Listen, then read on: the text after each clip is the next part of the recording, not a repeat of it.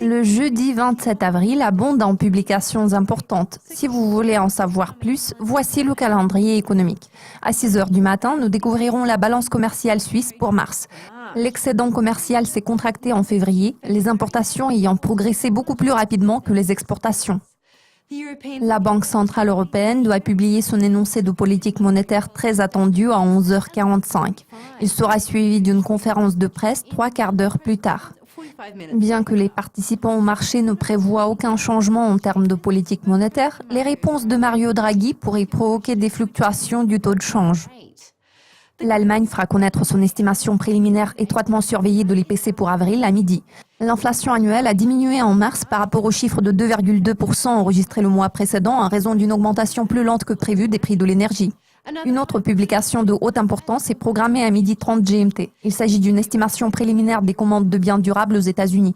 L'estimation de base affiche une augmentation depuis 6 mois, ce qui témoigne d'une demande soutenue et d'une croissance économique stable. Une mise à jour hebdomadaire étroitement surveillée sur les demandes d'assurance chômage aux États-Unis est programmée à la même heure. Les demandes initiales ont augmenté de 10 000 au cours de la semaine se terminant le 15 avril, alors que les demandes renouvelées ont diminué de 49 000 au cours de la semaine se terminant le 8 avril.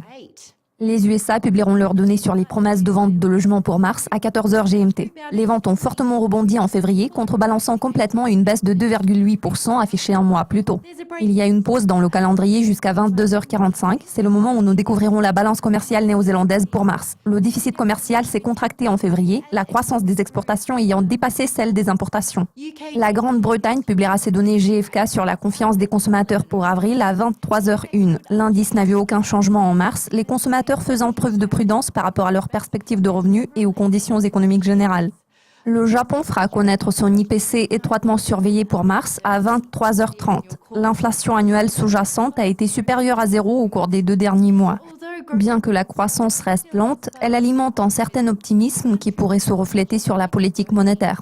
2 autres communiqués de presse concernant la performance de l'économie japonaise en mars seront disponibles à 23h50, y compris l'estimation préliminaire de la production industrielle.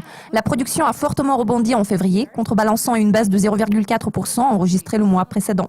Les ventes au détail ont continué de croître en février, mais à un rythme plus lent que le gain d'1% en comparaison annuelle affiché un mois plus tôt. La Nouvelle-Zélande publiera son climat des affaires ANZ pour avril à 1h du matin. L'indice a diminué au cours des 2 derniers mois et se situe maintenant à son plus bas sur 10 mois. Je suis Céleste Skinner. Vous avez regardé le calendrier économique de jeudi. Le prochain aperçu portera sur les communiqués de presse clés de vendredi. À très vite.